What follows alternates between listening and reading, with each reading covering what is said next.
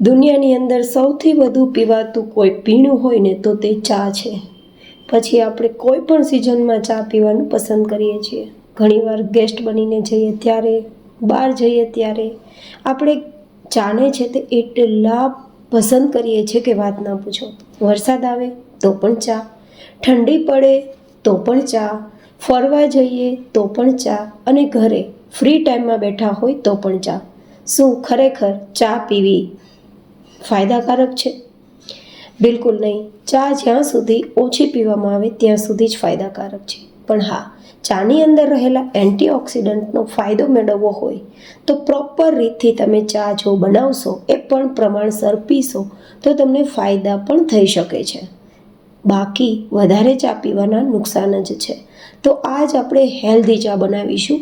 તો આજે આપણે 2 કપ જેટલી ચા માટે કેટલી સામગ્રીઓ ઉમેરવાની જેથી આપણી ચા હેલ્ધી બને તે પ્રોપર રીતથી જોશું. તો પહેલી હેલ્ધી સામગ્રી રહેશે શ્રીલંકન તજ. જો કે માર્કેટમાં ઇન્ડિયન તજ પણ મળે છે જે એટલા હેલ્ધી નથી, તો તમને શ્રીલંકન તજ મળી જાય.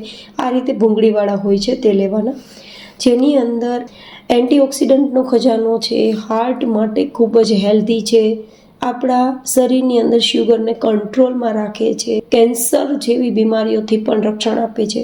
તજના તો જેટલા કહીએ તેટલા ફાયદા ઓછા. તમને જનરલી માર્કેટની અંદર આ રીતે ભૂંગળીવાળા જે તજ હોય તે મળી જશે, જેને શ્રીલંકન તજ કહેવાય છે. તેનો ઉપયોગ વધારે નથી કરવાનો. માત્ર 2 કપ જેટલી ચામાં ચમચીના ચોથા ભાગ જેટલો જ પાવડરનો ઉપયોગ કરવાનો.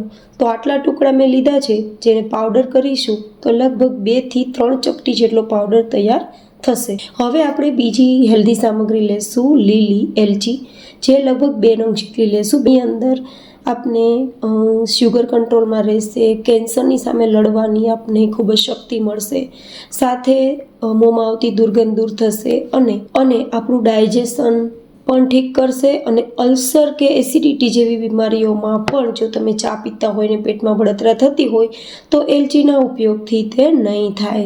તો જેને આપણે લગભગ 2 નંગ જેટલી ખાણી દસ્તાની મદદથી ખાંડવાના છીએ તેમાં ઉપયોગમાં લેશું. હવે ત્રીજી હેલ્ધી પ્રોપર્ટીઝ છે આદુ.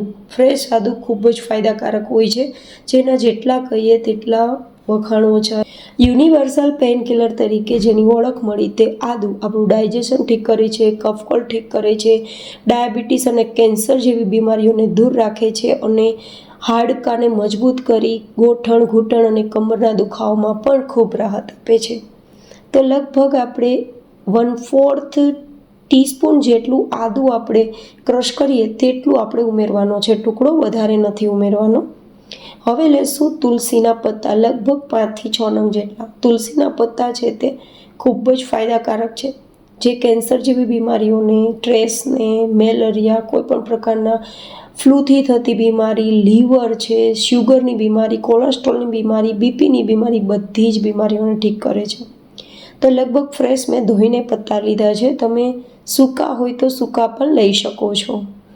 સાથે લેશું વરિયાળી. વરિયાળીમાં અદ્ભુત ફાયદા છે. 3 પ્રકૃતિને બેલેન્સ કરવાની તેમાં તાકાત છે, જે આપણે ચાની અંદર ઉમેરીશું તો નેચરલી તમારી જે બળતરા પેટની હોય, એસિડિટી, અલ્સર હોય તો તેને શાંત કરશે, કોલેસ્ટ્રોલને ઓછું કરશે, ડાયાબિટીસ ઓછું કરશે, બીપી ઓછું કરશે, અને તમારા હૃદયને ખૂબ મજબૂત બનાવશે.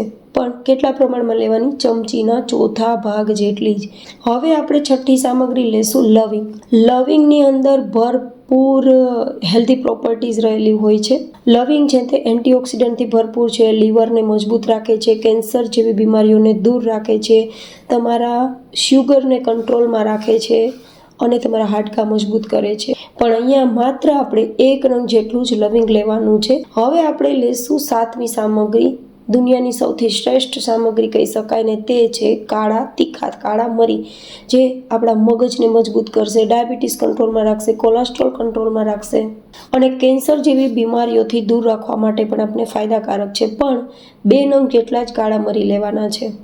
હવે આ બધી જ પ્રોપર્ટીઝ ખૂબ જ હેલ્ધી છે અને એટલા જ પ્રમાણમાં લીધી છે કે જે આપણે માત્ર હેલ્થ બેનિફિટ્સ આપે, કોઈપણ પ્રકારની આ સામગ્રી આપને શરીરમાં ગરમ ના પડે, બસ એટલી જ લીધી છે. તો એને અધકચરી વાટવાની છે, મિક્સરમાં નથી વાટવાની, ખાણી દસ્તાથી જ, જેથી તેના ગુણધર્મો નાશ ના થાય. આપણો મસાલો તૈયાર થઈ ગયો છે. તેને 2 કપ જેટલા ચામાં ઉમેરવા માટે પ્રોપર ચા આપણે તૈયાર કરીશું, જેથી આપણે પ્રોપર તેના ફાયદા મળે. ડિરેક્ટલી દૂધમાં બધો જ મસાલો ઉમેરીને ચા નથી બનાવવાની, તો એના પ્રોપર ફાયદા નહીં થાય. તો આપણે શું કરવાનું, જે કપથી આપણે ચા બનાવવાની છે તે કપથી આપણે પાણી લેવાનું, મતલબ 1 કપ જેટલું પાણી લેશું, તેની સામે આપણે જે મસાલો તૈયાર કર્યો લગભગ 1 ચમચી જેટલો તૈયાર થયો છે, તો આપણે તેને ઉમેરી દઈશું. તમે ગાઈઝ એકવાર ટ્રાય કરજો. સાકરના ઉપયોગ વગર, ખાંડના ઉપયોગ વગર, ગોળના ઉપયોગ વગર આ ચા તૈયાર થશે. હવે અહીં આપણે માત્ર અડધી ચમચી જેટલી ચા પત્તી ઉમેરીશું. શું કામ ઓછી ઉમેરીશું? કારણ કે આ બધો જ મસાલો છે ને તે પણ પોતાનો કલર છોડશે, તો કલર વધારે ડાર્ક પણ ના થઈ જાય અને ચા આપણી કડવી ના થઈ જાય. કારણ કે આજે આપણે ખાંડ કે ગોળ કે સાકર નથી ઉમેરવાના, એક નેચરલ મીઠાશ ઉમેરવાના છીએ, જેના કારણે ચા આપણી કડવી પણ ના લાગે અને આપણે પ્રોપર તેના બેનિફિટ મળે અને ટેસ્ટ પણ સારો આવે. તો હવે આપણી ચા બરાબર ઉકાળવાની છે. ચા એકદમ સરસ ઉકળી જાય પછી આપણે તેમાં 2 કપ જેટલું દૂધ ઉમેરવાનું.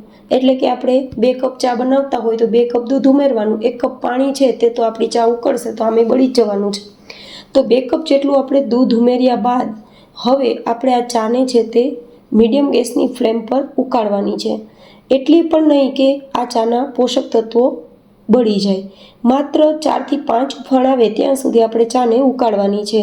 કઈ રીતે? તો કે તમે ગરણીની મદદથી અથવા તો ચમચની મદદથી કે ચમચાની મદદથી ઉપર નીચે ચાને ચલાવશો તો ધીમે ધીમે તેનો કલર પણ નેચરલ, જે ચાનો કલર હોય ને તેવો આવી જશે. ઓછી ચા પત્તીમાં પણ નેચરલ ચાનો કલર આવે તેના માટે મેં તમને પ્રોપર વેથી આ મેથડ બતાવી છે, જેથી ચા કડવી નહીં લાગે અને ઓછી મીઠાશ હોવા છતાં પણ ચા તમને ખૂબ જ ટેસ્ટી લાગશે. જનરલી શું થતું હોય કે ચા છે ને આપણે હેલ્ધી પીવી હોય પણ તેના પોષક તત્વોના કારણે તે એટલી સ્વાદિષ્ટ ના લાગતી હોય ને તો આપણે પસંદ ના આવતી હોય, પણ આ રીતે બનાવેલી ચા તમને ખૂબ પસંદ આવશે.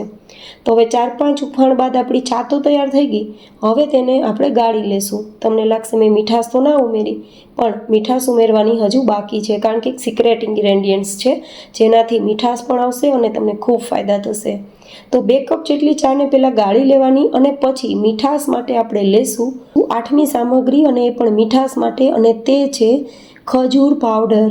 આ આપણે લગભગ ઓનલાઈન આરામથી મળી જાય, આજકાલ કોઈ પણ મોટા સ્ટોરમાં પણ આરામથી મળી જાય, જેની અંદર માત્ર 5 ગ્રામ કે 1 ચમચી જેટલો જ આ પાવડર આવે છે અને આ રીતે દાણેદાર હોય છે.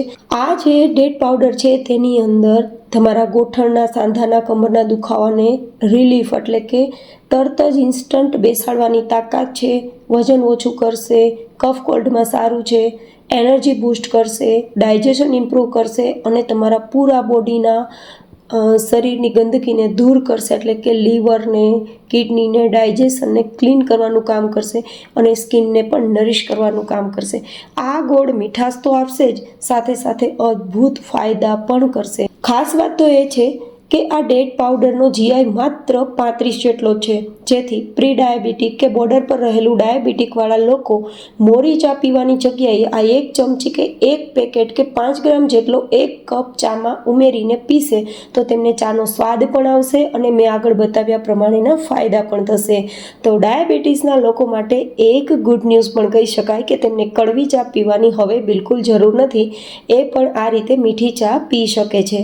હા, સાકર કે પછી જે ખાંડ ઉમેરીને ચા બનાવીએ તેટલી મીઠી ચા તો નહીં બને, પણ નોર્મલ તમને કડવી ચા બિલકુલ નહીં લાગે, સ્વાદ ખૂબ સારો લાગશે, એટલી આ હેલ્ધી છે.